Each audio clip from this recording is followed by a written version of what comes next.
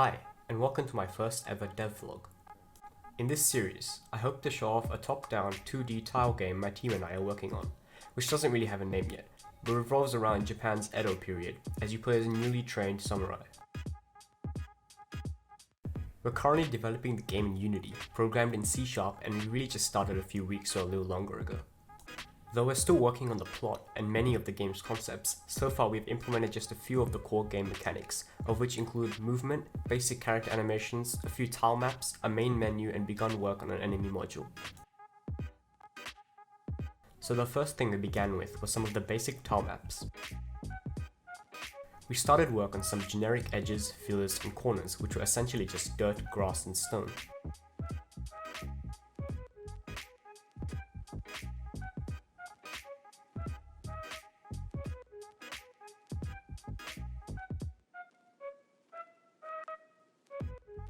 The next thing was implementing it inside of Unity.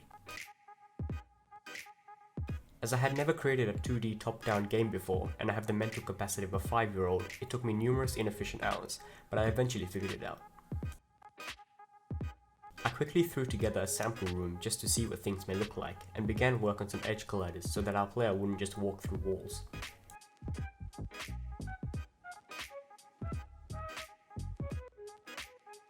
We also needed a main menu, but we really wanted to get started with the programming, so we went to some online assets and adjusted them a bit. The final step was to type some incomprehensible words with our cheesy fingers, and the final product honestly didn't look half bad. Now of course, our player was just as present as my mental stability, completely missing, so we designed this deformed orangutan who walks like an old man with osteoarthritis and slides his hips every step like someone with hernia, which was not really intended, but oh well.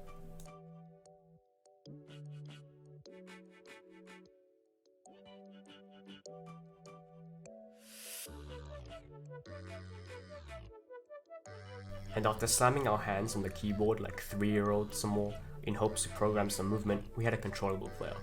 Well, something like that.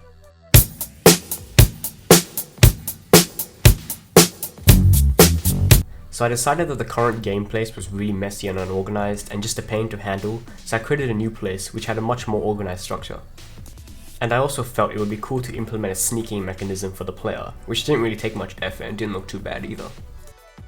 Though we haven't done so yet, soon we plan to implement sounds, like footsteps, which will likely be deactivated when sneaking, and we'll have some enemies that only notice you from the sounds you make. And on the topic of enemies, we actually didn't have any yet, so we decided to begin the making of a main enemy module. So, here's the enemy. Yeah, it's this.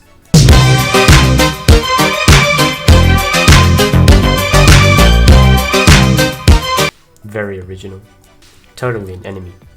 Okay, so obviously this is just a temporary enemy because we weren't really bothered enough to make a new one yet. So as you can see, it's just the main character, but much skinnier, obviously.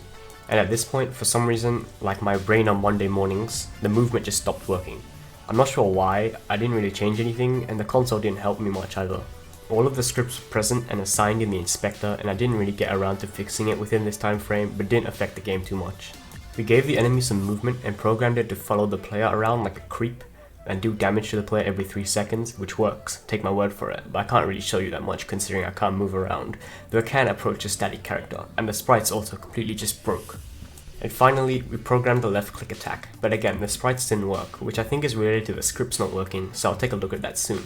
But currently it does 3 damage when you click, and I've given it a 1-second cooldown. So I think this wraps up this first vlog, and hopefully the development picks up a little bit and I can get another vlog out in a few weeks. Thanks for watching, and I really hope that this video has generated even the littlest bit of hype, or has anyone looking forward to playing the game.